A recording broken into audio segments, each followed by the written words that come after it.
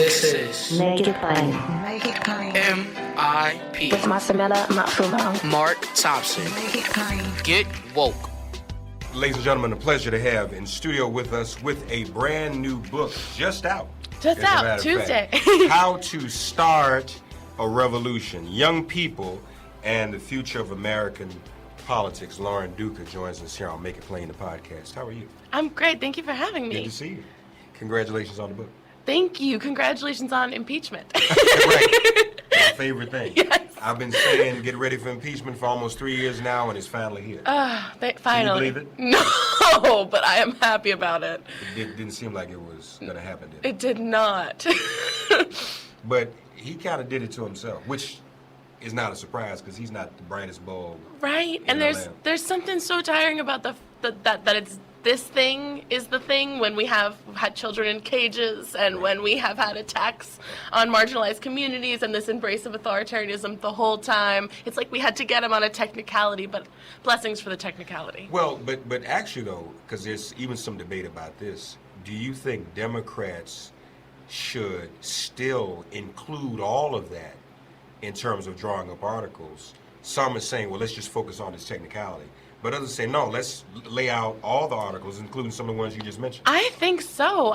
This is about, because it will seem as if it hinges on these arcane things on the books, and we have to look at what do we care about as a country? Yeah. What are the morals we're holding up in this office? You know, and of course there's the Lindsey Graham hypocrisy side by side going around where Lindsey Graham is defending Trump now, but if we recall him during the Clinton hearings, he talked about how impeachment is about cleansing the office. Yeah. Let's cleanse the office. I agree with Lindsey Graham in the 90s. In this Me Too era, if Clinton had done that in this era, people probably would have been a lot harder on him.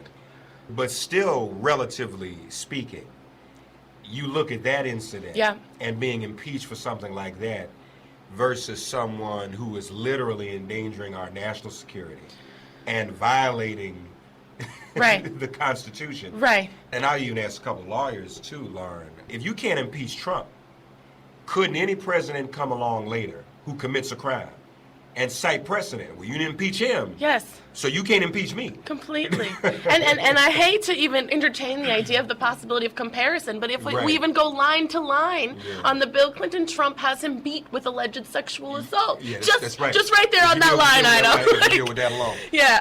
Yeah. Don't even get me started on that. A sea change, though, is happening now, so there's that. That's a good thing. Yes. Reading up about you and some of the things you've been talking about and doing, you believe that the mood, the attitude, especially of young people, began to change and shift upon his election? Yes. That was a wake-up call. You know, we were told that it was totally impossible, and so many people thought that it was absurd, right? Just based on the racism with which he announced his campaign. I mean, he came to the political arena challenging our first black president's birthright. He announced his campaign calling Mexican rapists. The list goes on. The sexism, the embrace of fascism, just even in the case he made for the presidency, and we were told there was no way that it would happen, that it was totally ridiculous, that it was a joke. And I think when it did happen for me, I said, oh, I have been listening to these political and media gatekeepers and assuming that our democracy just sort of would enact itself. And I failed to understand my active role within it. And that's what I'm seeing at broad scale. And I think for many Americans, regardless of age, but it's especially powerful for young people because we increasingly will be in leadership positions and we are the future. What do you think young people are going to do in 2020? Are they going to be more engaged as an electorate? Yes. So my favorite statistic is the midterm turnout. And we saw a historic turnout in 2018 that I think hasn't gotten enough coverage because that's the midterms. That rarely, we can see sometimes below 10% turnout in some races in the midterms. So the fact that there was a historic showing for middle-of-the-road congressional races, we're almost certainly going to see a bigger shift in 2020, and young people make up so much bigger of a share of the voting bloc. I think that too is just the most basic level of the shift is going to be voting, and where beyond it, it's all of these other actions of raising our voices, of contacting elected officials and organizing and protesting, taking an active role in our democracy, and that having an increasing social value and necessity to survival is something that's happening at broad scale and will increase. We saw higher numbers of college-age students voting in 2018 in the midterms, right? Mm-hmm. Yes, historic turnout. Historic. So that's evidence. And again, it was midterms, which normally people don't do. So just to be clear, though, define what you consider to be the younger generation. Is that the normal millennial age benchmarks, or do you look at something even? So I looked mostly at millennials and Gen Z as they're right behind. So less of Gen Z is in the voting age right now. Okay. But we can talk about both of those demographics in terms of the historical factors that have shaped them and the current social factors that will change our behavior. So what's cool is that I interviewed a lot of really exciting young people like Alexandria Ocasio-Cortez, David and Lauren Hogg from Parkland, and other amazing young people who started nonprofits and ran campaigns. But there's this shift that's happening for everyone, where even at the lowest level of engagement, you have, for example, a college kid who thought politics isn't for me, there's nothing I can do about it, I'm not interested in it, now I feel it is my duty to study local and national news and at least be informed enough to vote, right? So that's just the basic, most transactional level of citizenship. That shift is happening, and it's at a higher level too, and it's not about Trump. It's in reaction to Trump, it's in reaction to this illusion of automatic democracy being shattered, but the work that they're doing is not in resistance only to this administration. It's about needing change on the climate crisis. It's about gun reform. It's about healthcare. It's about the student loan crisis. It's about widespread inequality and the conditions that make life in this country so hard for the majority of the country. And I think we're seeing the inequality more clearly. We're seeing that the system is controlled by moneyed interests. And what we're tapping into is the things we cared about before Trump that we didn't feel any agency on. So, for example, maybe I have a lot of young people who thought, I'll run for office eventually. I'm not old enough yet. I'm not qualified yet. I don't have 2 kids and a dog and a picket fence. I'm not 45 yet. And that is the shift of saying, no, now is the time. I'm not waiting. I'm qualified now based on my passions. And if I'm not, I'll get what I need. I'll figure out what the receipts that I need to build to have this foundation, because now is the time and it's an emergency and we're not waiting. AOC is kind of emblematic of what's been going on. Absolutely. She generates a lot of energy and passion, and it's really been phenomenal to watch. But it's interesting because some people look and say, well, we just can't believe, a young person speaking out like this. But when you look towards some of the great people in history we admire, they started out sometimes as young activists and revolutionaries. Martin Luther King was 25 when he led the Montgomery bus movement. I mean, she is so exceptional in the way that she's changing things in terms of sharing policy breakdowns in her Instagram stories next to makeup tips while she's cooking in her Instant Pot.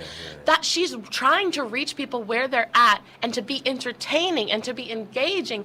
That's what's missing, because I think, yes, there is low youth voter turnout. That's real. But the idea of youth apathy, of young people being checked out and narcissistic and obsessed with our selfies, that's not accurate. We've been pushed out of this conversation so aggressively, and we see no display of the ways we are invited in.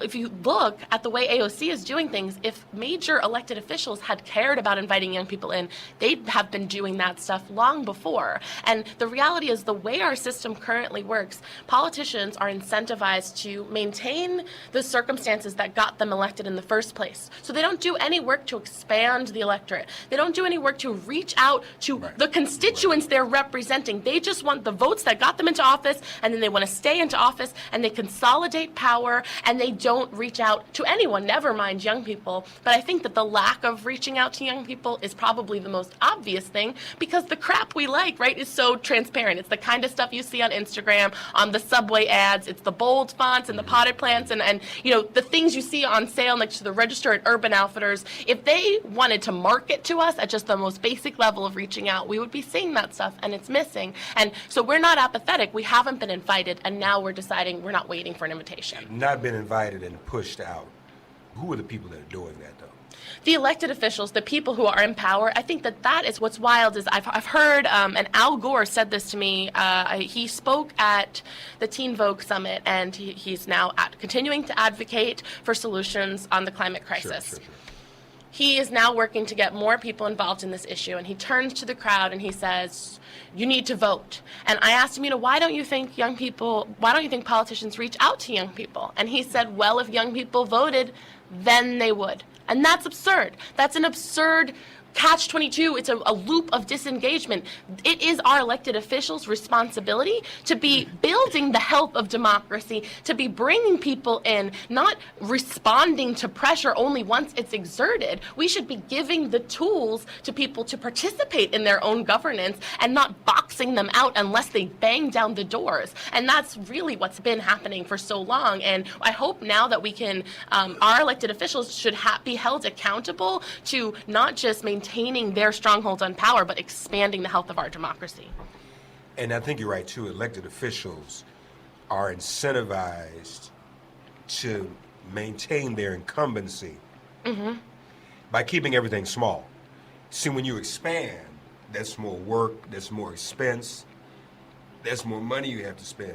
And I've even had elected officials tell me, Lauren, even though, you know, let's say young people and people of color and women, middle class, working poor people might be their constituency expanding, they don't have the ability to make financial contributions to campaigns.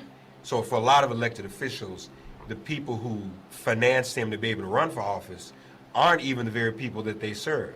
So there's that chasm right there too. Yes, and the way that people are boxed out of the conversation, any degree you get away from being a straight white man, you are increasingly chastised and ridiculed. And if we turn to AOC, look at, they're saying her clothes are too expensive. They're looking for all of these ridiculous ad hominem attacks on her that are based on these kind of bizarre secret rules about how we participate and what kinds of people participate. And I've faced a lot of it too as a young woman writing about politics. When I first entered into the conversation, I wrote a piece for Teen Vogue called Donald Trump is Gaslighting America that went viral. And then about 2 weeks later, I was on Tucker Carlson's show, and he dismissed my right to a role in the political conversation, saying, stick to the thigh-high boots. And he meant stick to your fashion writing, stick to your little girly stuff. And I actually, you know, it was shocking in the moment, but I'm actually quite grateful for it now, because it's nice to have a very clear bullseye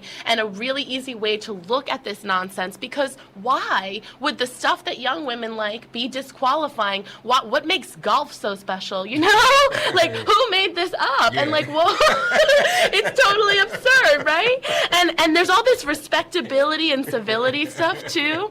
And I think we have to probe, like, what is this based on, and what do we actually care about in this moment of emergency, right? I don't know that I've heard that asked so sincerely. Who made this up? And you're right, I don't have an answer. About golf specifically, I want to know. Yeah. Who decided that this was the thing? That's something else. So yeah, there was the Tucker Carlson thing and all of that, and the insult. But you said now you're grateful that happened. It really clarified my thinking, and it made it clear, because I think a lot of times it's crazy making. They pretend it's not about the sexism. You know, they pretend it's not about whatever form of bigotry. They pretend it's about something else, and that it's this specific thing about you. And it made it so plain. Like, it was just such an absurd act of misogynistic bullying that it really helped me to get clear on seeing all the other stealthy ways that infects the conversation. And just the obviousness of the fact that somebody like Wolf Blitzer seems as if they are qualified and authoritative based on their aesthetics.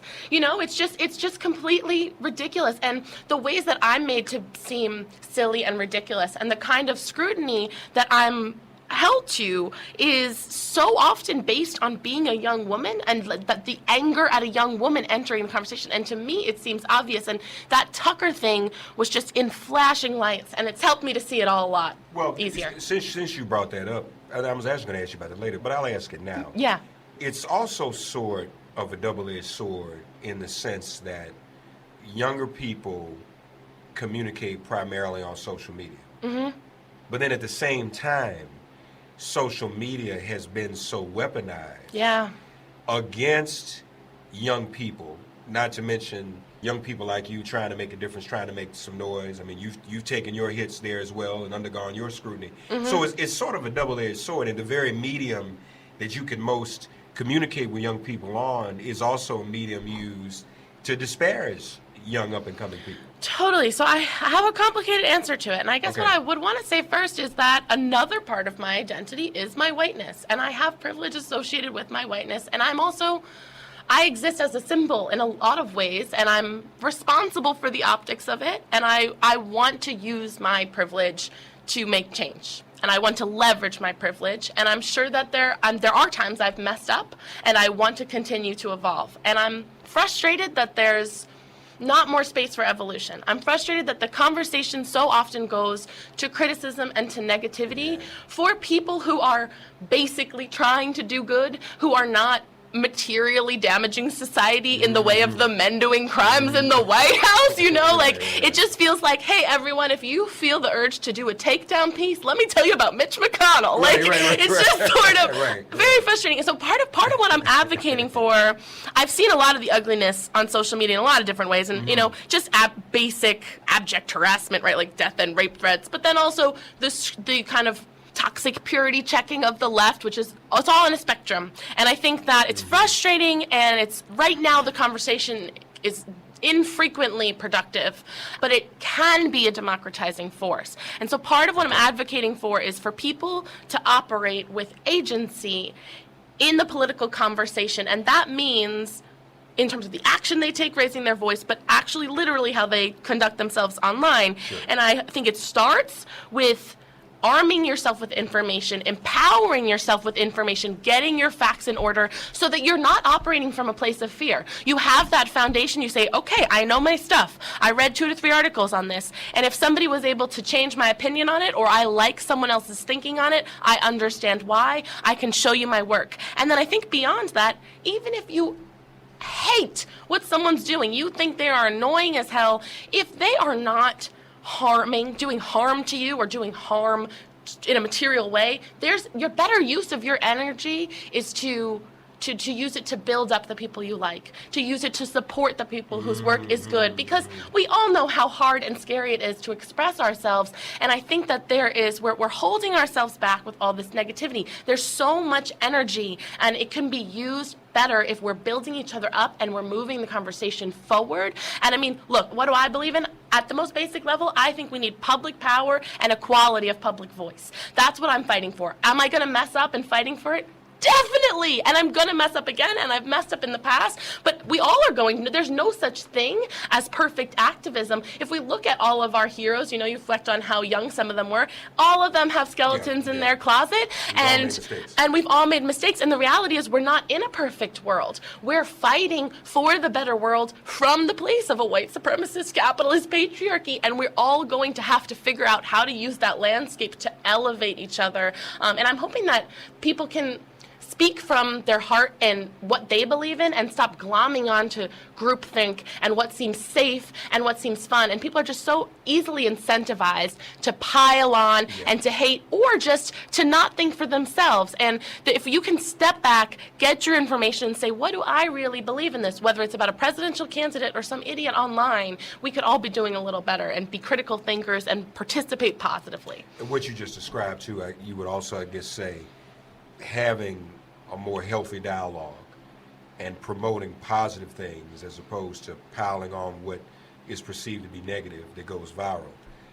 That too is a way in which to start and sustain a revolution. Yes. Because you can't, I agree, you can't really do anything revolutionary if you're just attacking other people and being negative. Yes, and we need all different methods. We're trying to knock this thing down. We have to be knocking it down in all different ways, and some people will be going about it in a different way than you.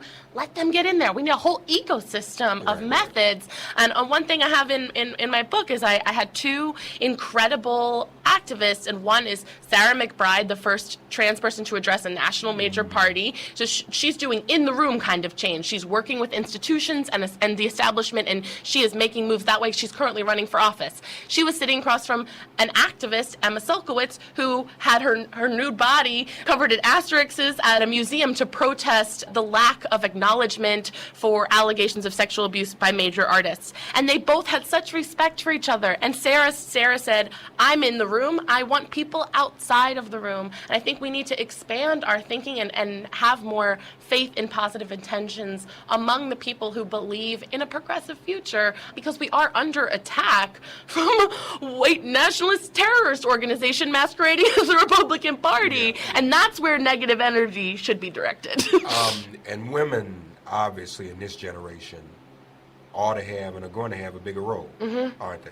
Yes, I mean, I think that the ways in which women are boxed out and made to seem ridiculous is so exhausting. And I showed up to with this book to a podcast the other day, and this man wanted to run through my typos. You know, like, I poured my heart and soul into years of research, and I am trying to create a thing that paves the way for citizenship for young people. And you're going to focus on my mistakes, my small mistakes that don't in any way undermine the foundation of my work. And, you know, then he masquerades as if that's about holding everything to the highest standard. But you know he wouldn't do it to a man. And the fact that I'm a young woman clearly terrifies this person who peaked in middle school, right? Like, I can see that, but it's just so tiring. And the harassment online that women receive is so disturbing, and I have really had to figure out what I care about and figure out why I am willing to endure this crap, because when I first came off Tucker, I was bombarded with death and rape threats, and it knocked me out. And when I came back from that physically, because my immune system was like, no thank you. Like, it was really painful. Wow. And when I came back from it, I said, okay, the point of this is to get me to shut up. And so by continuing to raise my voice, even if people don't agree with what I'm saying, it is righteous for me to continue to speak my mind and to say what I believe and to stand in my truth publicly and to refuse to cower in shame because of this screaming howl. And it is an act of strength, and it does take a toll on my mental health, and it was hard for me to admit that for a while, because I wanted to be like an irreverent badass, and I wanted to be like, I'm fine, you can't touch me. But it does hurt me, and it's helped me to understand it as a righteous act. And I think it's very unfortunate that the calculus that anyone who is not a straight white man has to do to speak online includes stomaching harassment. But I guess what I would say is, if you do have the strength and you can compartmentalize that hatred as trying to get you to shut up, and you can refuse to shut up and lean on the love that you have in your life and keep using your voice, it is capable of making change, and it is worth the effort and the energy, as exhausting as it can be. If young people are listening to you right now, and hopefully they are, and especially young women, I would take that as possibly a step one. I mean, what you endured and people in your position endure on a macro level. I mean, a lot of young people endure on a micro level every day, in the workplace or at school or whatever they're dealing with. So give us some steps. Walk us through. I'm a young person, and actually I am, believe it or not. And I joke about that. But honorary millennial. I decided. I appreciate it. Thank you very much. You're very kind. Most people dispute. So no, you're not Martha. You're old and played out. But so Lauren and I are friends now, y'all, because she acknowledged that and gave me the honorary millennial status. Walk us through. I'm just getting started. I want to do something. I want to be involved in something. I want to make a difference. Of course, I'm going to vote, but I want to do even more than that. So get us started. What should we do? Step one is get your information. Step one is do your research and figure out what you care about. So also I would say there are so many moving parts, and it is so chaotic. You don't have to know everything. You don't have to be an expert, and it's going to take time to develop awareness of all the nuances and complexities. Maybe look at the local level. What's happening in your community that you want to change, and that could be different, and that could make people's lives better? You can affect the most change in your microcosm, on your block, in your church, in your town hall, in your school board. That's where you're going to make the most motion happen. So find the issue you care about. Do your research and do it well. Read multiple sources, have your data in order, have your information. From there, decide what do you feel needs to be different? How can you make a change? And then you take action. And what the action looks like can be so many things. So if you need 3 concrete options, you can contact your local elected officials. You can organize and protest. You can make donations if you have the means to do that. These are all options for raising your voice. The key thing is taking the action as well. So I think that part of what is important to clarify is, yes, raise your voice. Raising your voice online is a righteous act. Using conversation actually with loved ones, I mean, especially, this hits close to home. My parents voted for Trump, and I had to do a lot of work to get to a place where I could even hang out with them, where we could even have a conversation. I have made some progress. We don't agree on everything, but we at least can have political debate that begins from a place of truth. I would say also that's a kind of work that you can do if you have a loved one or former loved one who you think you can reach. So the math on that has to be, if somebody it's an energy expenditure to argue for your own humanity, to argue for humanity in general. But if you think you can reach someone, then do that as work and do it with honesty and compassion. The crux of it is that we need to be doing democratic rituals all the time. It's not just in light of one emergency. It's like, what's your brushing your teeth version of citizenship? What's the thing or couple of activities that goes well with your energy, that goes well with the stuff you care about? And how can you fit it into your schedule just like you'd fit in going to the gym? Like, I think we think of this as something that occurs in case of emergency, and that the people who know better and are qualified, or that our heroes, are going to show up and do. No one is coming to save us. At an individual level, we all need to be taking an active role, and that will look different for everyone. So basically, it's vote. No matter what, vote, register, vote, get your friends to be registered and vote, rinse, repeat. That has to be happening. And then beyond that, what activities can you be taking, in what daily way, ideally on a daily or weekly basis? How are you working to uphold our democracy? Because democracy isn't a thing we have, it's a thing we have to do. Lauren Duca, How to Start a Revolution. Tell us how the bug bit you.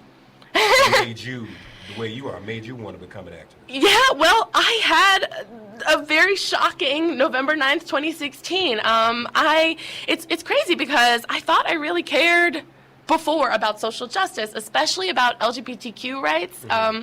And it's interesting because I came out this year, actually, and my dad was like, "Oh, I always knew you were gay because you had." You came out this year. Yes, I did. I was married. It's a whole thing. Congratulations. Thank you so much. I am myself, and it feels amazing. But my dad said he knew because I had a giant rainbow flag in my room during the fight to legalize gay marriage, and he's like, "Lauren, like, I thought you had that because you were secretly gay," and I was like, "No, I was repressed." But I cared about that stuff before, and yet didn't make the connection of traditional political action. You know, I didn't understand. Politics still felt abstract.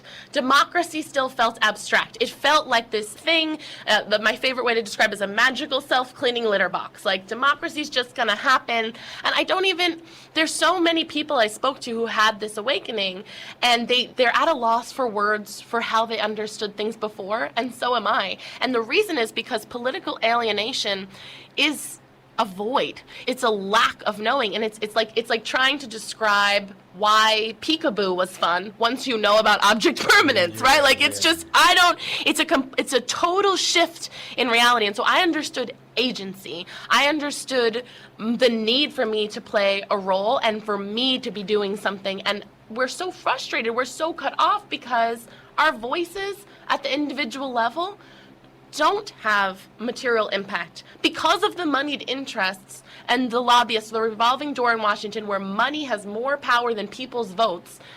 Our individual voices are dauntingly insignificant. we have to still use them and add them together and build collective power, and with that collective power, reform the system and take back the money and power of this nation for the American people. And that is a huge task, and it's daunting, and it's going to be exhausting, and we can't write it off as impossible. And so when I had that click moment, and again, it was because of the impossibility of this horrible thing. I mean, I just thought he was going to lose. I remember seeing there was this cake of his face, and it was so atrocious. Like, I remember being like, this joke, that's going to be so funny. Haha. Like, I was smug.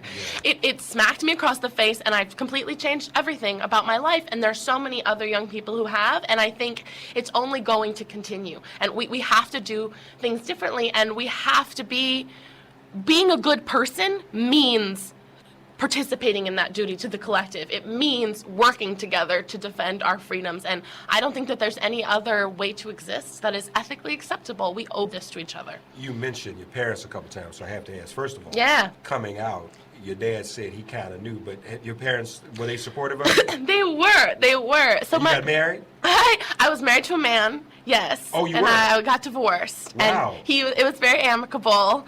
Okay. I think because he sees how happy I am now. He's a really sweet man. Oh, wow. And Okay. I have a little acknowledgement for him in the back of the book. He's always going to be a friend. It was part of all this, honestly, because getting all that harassment and feeling the pressure of using my voice and my public platform, I really had to dig deep inside. And writing a book, I had to say, who am I?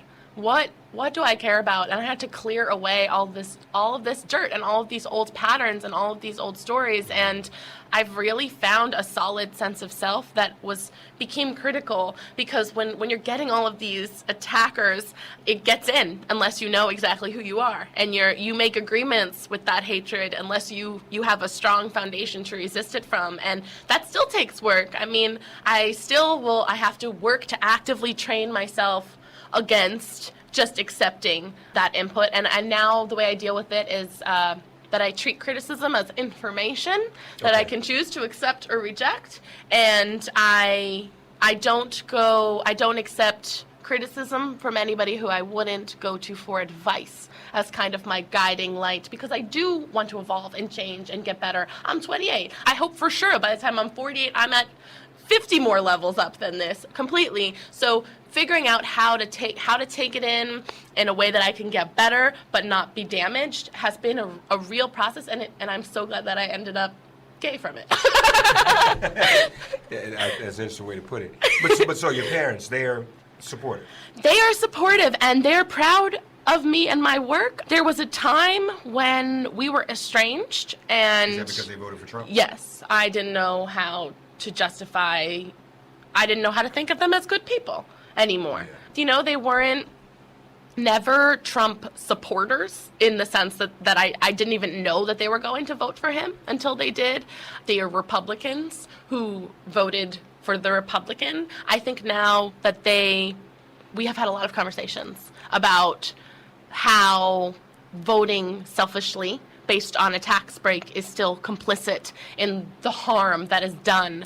Wow. And I think they're beginning to understand the size of their footprint and their role. I mean, because, for example, I didn't think that they were going to show me any hatred, right? So many people have so much fear coming out. I knew that my parents were going to say, we love you no matter what, right? And my parents would never be mean to a person of color. They would be friendly and nice and polite. They would never do any of the hateful shit that is typically associated with this evil. And yet they think that vote is okay. They think that vote is acceptable. And I think that what the difference that I've at least made with them is explaining that being a good person is not just about being polite. It's not just about making people comfortable and being sweet when you're around one another. You have a duty to the collective, and you have a duty to create a better world, and it extends beyond just being sweet to people one-on-one and just bringing a big ziti to the church dinner. And I think that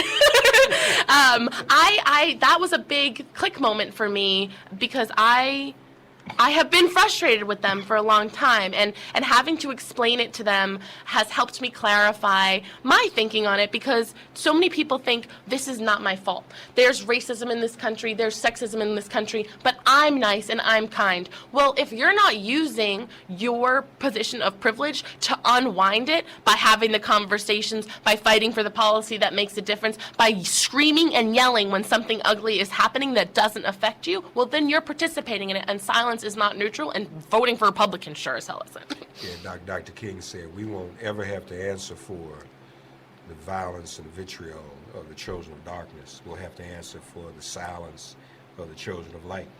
You know, and like you said, people think they're nice and polite. Technically, I would say a child of light, but then you're silent when it matters. So let me ask you this: with all this going on now, the man is just breaking law and just going completely berserk, not to be impeached. Yeah. You know. Completely berserk is the only, it's an understatement. Right. Like, I mean, he's bragging. you're about being polite. You know, and we were talking on the live show, like even this thing where he says he's bragging about what he did to Biden. But I'm like, listen, when you're dealing with pathological people, if they're ready to cop to something that bad, they probably did something worse. But how do your parents feel about that? I mean, do they now kind of see, Yes. yo, this is insane? Yes, they see it as berserk, and I think also the big shift we've made is that we are having difficult conversations. So a big part of my alienation and a big part of how I had that idea of politics as abstract is I was taught it was rude to disagree about politics. In fact, rude to talk about politics at all in some ways. That sort of suburban, let's just be sweet, let's keep it nice. And I think that that's nonsense, because what is democracy even? Yeah. Democracy is building consensus from debate. We have to have uncomfortable conversations to even have a democracy that exists. We're not going to all agree on the right way to get this done. We have to talk, how are we going to live together? And everyone is going to be coming at it from different angles. So how can we build compromises that are best for the majority? We have to have spicy conversations, and we cannot be being polite. No, that's respectful, compassionate, honest, not polite. No, that's true. So you consider yourself a revolutionary? Hell yeah, I'll go with that. I guess my book's got the title. I'm gonna take it. I want to be. I aspire to be, and I hope that I'm very optimistic about the change that is coming, and I think there are so many powerful leaders that are inspiring me with their passion and their activism. And we talked about Alexandria Ocasio-Cortez. I mean, Greta Thunberg is completely and totally amazing. The whole UN? I feel like she's carrying the whole world on her back. That girl, it's amazing. Yeah, she is. She's something else. And what I want to do is, I think my role is empowering people with information. So I think that a big problem in political journalism is that everything is so insider baseball, and it's all written for people who know everything and know all the terms and know all the intricacies and parliamentary procedures. The average person doesn't have time for that. The average person is working multiple jobs in a gig economy and paying off student loans. You know, it's nonsense. So it's funny because some people wanted to have criticized my work based on it being sort of obvious. I didn't invent citizenship. I didn't invent gaslighting. I want to give people the tools to really mess with it. And I want to entertain them so that they're hooked and that they have it and that they feel like they can use that information to have their own sense of agency. And I believe that the role of the journalist, especially in this moment, is not only an obligation to report the truth, but an obligation to report the truth and empower people with information. And what I would add on top of that is that it's our ethical duty to make the significant interesting. And that means being entertaining and funny and accessible and including the stuff that people like and the currency of pop culture and jokes sometimes. And I think that being who I am and just being a young woman who is expressing herself and talking about dating and talking about smoking pot and being kind of funny and goofy and also having strong political opinions and articulating them well is setting a wild example. I mean, I have had young women come up to me and I can see that their minds are blown just by the fact that I am expressing strong political opinions with confidence, and I am this person who is socialized in the same way that they're socialized, and dresses the way they dress, and touches my hair, and says like an sometimes. And I think that all of those things don't disqualify it, and I've decided that they, and in fact, it seems, make me more powerful, because I can tell that people are scared of me, and I don't have plans of stopping. Well, that's part of being a revolutionary, but also part of that is, I'm sure you know, is that being a revolutionary ultimately does require sacrifice. Yes. And great risk. And you've contemplated that. You made that decision because at certain points, you can become a pariah. Mm-hmm. You can become closed off and locked out from things because and especially as a woman, because you talk too much, or you're too strong, or you're saying combative things. You are supposed to be polite and quiet and whatnot. So have you decided within yourself that you're ready and willing to take those risks? Yes, and even last week there was a profile of me in BuzzFeed that was I felt cruel, malicious, and unproductive. I taught a class at NYU this summer. It was my first time teaching. I don't even have a graduate degree, and I guess it makes sense that someone whose primary function is challenging authority, made for a lousy authority figure. I didn't, I got crap money to teach 3 hours twice a week, and I could have done a better job. The profile took my work, dismissed it, took my sexuality, dismissed it, tried to make it seem as if I was ridiculous and foolish, and blew up my inadequacies as a teacher, which was a side hustle for me, and centralized that. That hurt. That felt senselessly malicious to me in a way that was really, really hard to process. And I didn't believe that piece, and also to see the gleeful pile on that it resulted in. I eventually had a lot of support and a lot of defenders and people who could see it clearly. And I sought guidance on that from my pastor. I also have had a God click since I started writing this book, and I've been going to a queer church that is powerful for me because I've had an interesting relationship with my parents, Roman Catholicism and what have you. But so I go to church now that has 2 lesbian pastors. Okay. I identify as spiritual, but this has brought me a lot of peace. And I talked about this piece with my pastor, and she said, a mean thing is happening to you. And it brought me such relief because I could not wrap my head around it. And I didn't believe that I was mean or cruel in the way I was portrayed in the piece, but I became worried that I was making a mess. I became worried that I was ridiculous and that I am doing this work wrong and harming the movement I aim to serve. But I think that the way I have come through it is that I know what I believe. I know who I am, and I know my heart is good, and I know that what I tried to do with this book and what I will continue to try and do with my platform is empower people with information with the goal of creating public power. And I will take hits, and they won't always look like some creepy MAGA hat person photoshopping me into a gas chamber, in which case it's quite easy to see that I'm the one in the right. Sometimes it's a hater who has a legitimacy of a news platform, and that hurts too. And these things are dangerous and difficult, and no one said it was going to be easy, and that was harder than anything I had experienced in a while, but I think it made me stronger, and it made the people who do support me really show up in full color and surround me with love. And I think it bolstered me because it really felt as if everything I had been building was crumbling for a minute. And I had to say, all I can do is continue to do my best. And I believe I did my best with this work, and I know that I have faith that I will continue on this path, and I can't be shaken by petty nonsense. Well, I'm glad you reacted in that way and became centered. I confess that, whenever I prepare to interview somebody, I try to get up to speed on everything that's going on. Yeah. So I clicked on that piece, right? I majored in print journalism in college. Mm-hmm. And I was trained by very good people. I ended up spending most of my career as a broadcaster, though, more than writing. And the stuff that passes for journalism today, I read that, and I'm trying to, I'm giving it the benefit of the doubt. First, I'm saying, I'm trying to figure out what is the story that is here. So, some students in your class may not have liked you as their professor, which is not unusual. No. I don't see how that's a story.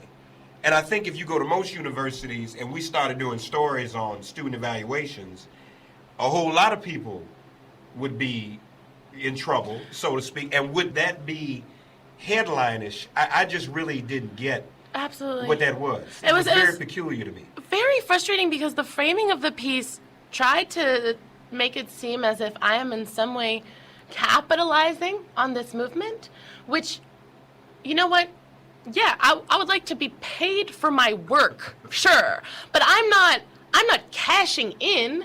I am holding myself to a journalistic standard, and I'm maintaining my platform and doing good work with a material impact. And what's crazy is, if you want to say that the work that I'm doing is undermining cashing in the movement, isn't this article doing that? Because it's tearing me down for attention. Well, you're popular and viral, so let's jump on somebody who's popular and viral because that gets us clicks. I mean, that's just like I'm saying. That's the way the game works nowadays. And then maybe you really are a threat to somebody. Because if you don't matter, people don't write about you. Yeah.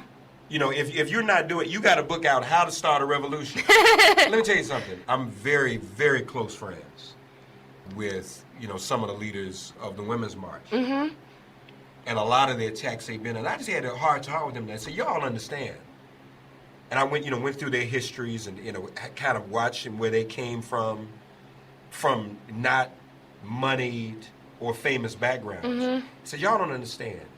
Y'all had the nerve to have a march the next day on the same grounds as his inauguration that was 10 times the size of his inauguration. You got to pay for that. People are going to take you out because of that. And you're young women. You're a young woman with a book, How to Start a Revolution. You're not supposed to write that. Who the hell do you think you are? You're not even 30 years old, and you're talking about start a revolution? You're not supposed to be doing it. Who is Greta? It's a child. You can't show up and chastise adults that way.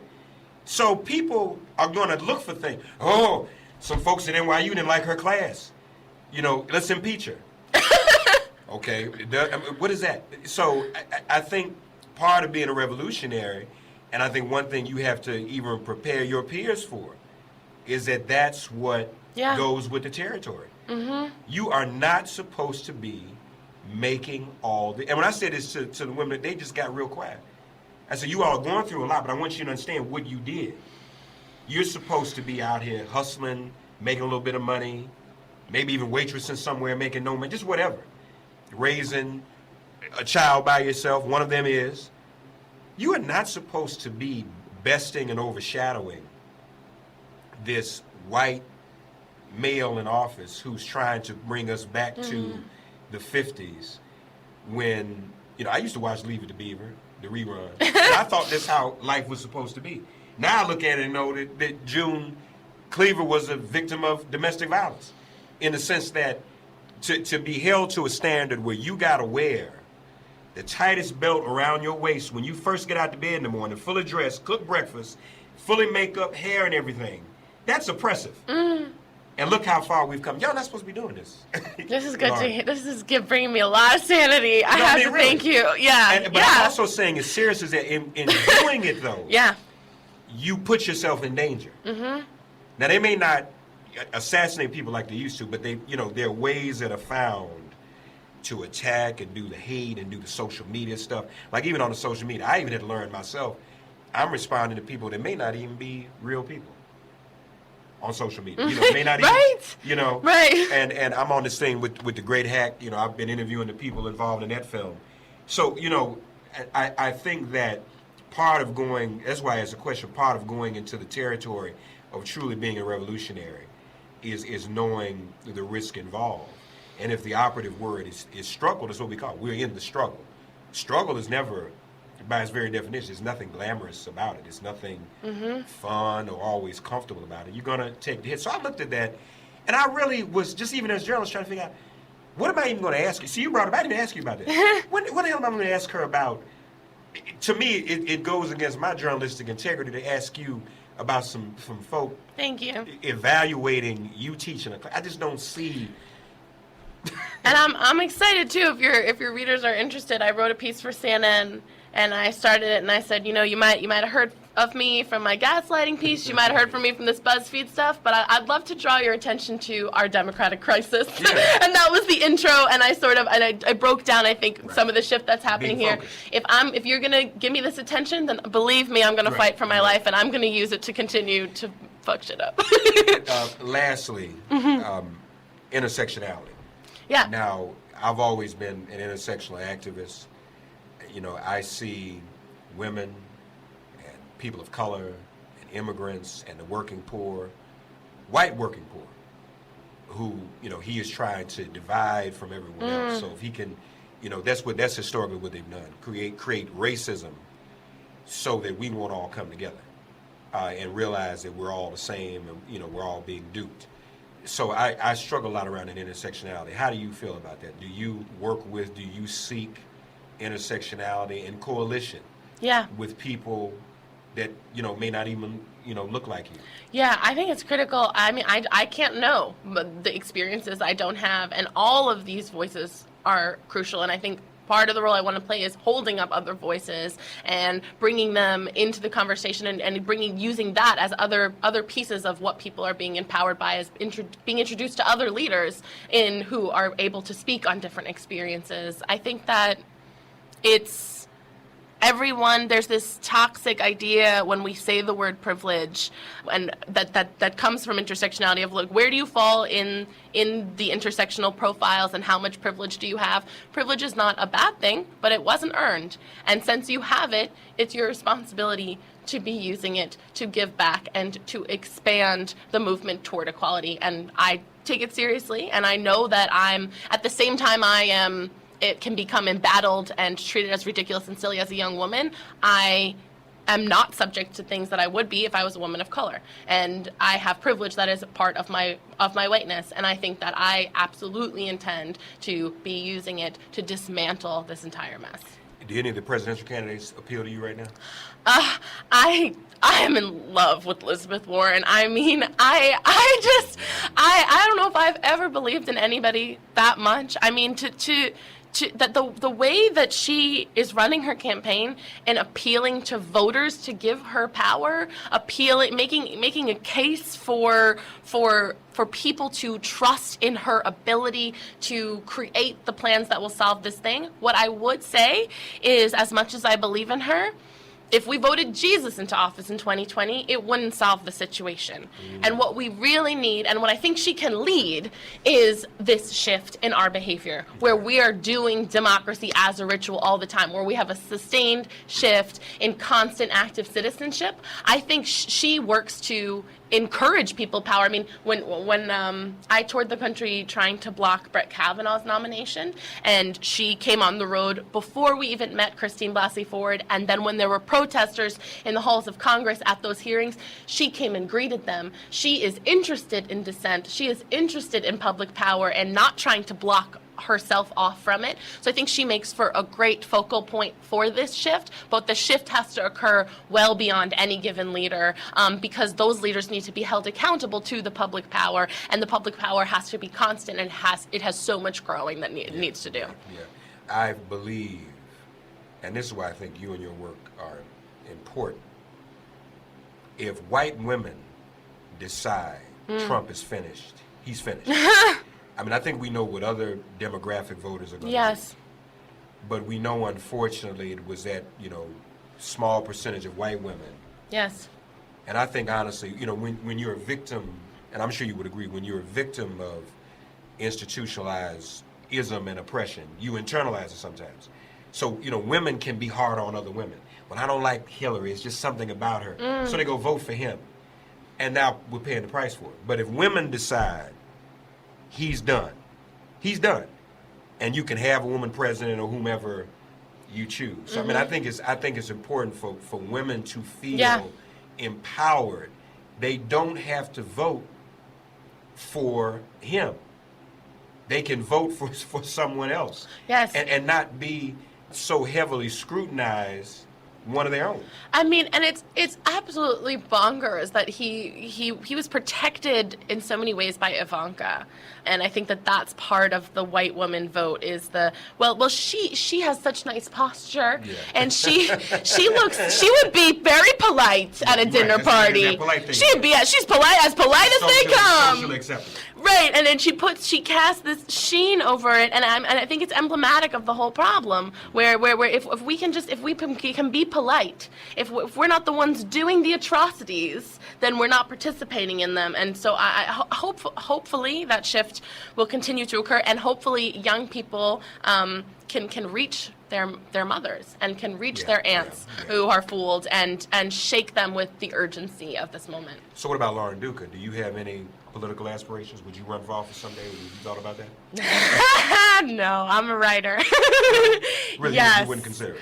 I don't think that's my most efficient role.